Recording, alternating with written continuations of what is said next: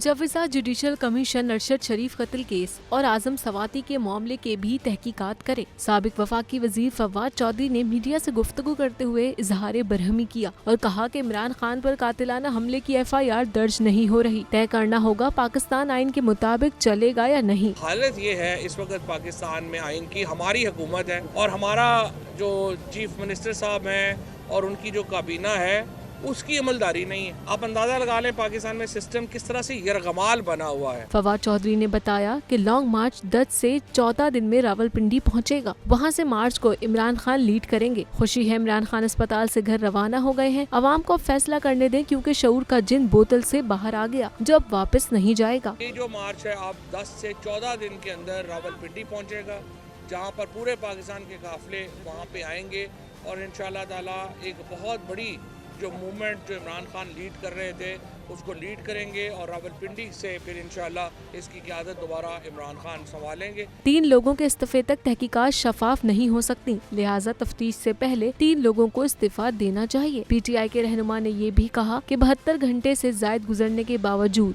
FIR दर्ज नहीं हुई और जब तक ये सिस्टम हम आइन और कानून के नीचे नहीं लेके आएंगे और मुख्तलिफ ग्रोह इसके ऊपर काबज रहेंगे, पाकिस्तान के अवाम को हक नहीं मिल सकता। इमरान खान पर हमला, आजम सवाती की वीडियो, अरशद शरीफ कत्ल केस और साइफर पर तहकीकात का मुतालबा किया।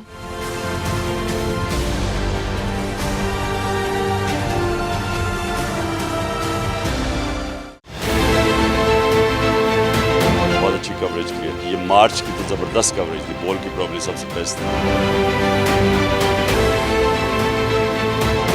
सबसे ज्यादा रील्स और सबसे ज्यादा रेटिंग के साथ बोल रहा नंबर 1। सब्सक्राइब करें और बेल दबाएं ताकि कोई खबर रह न जाए।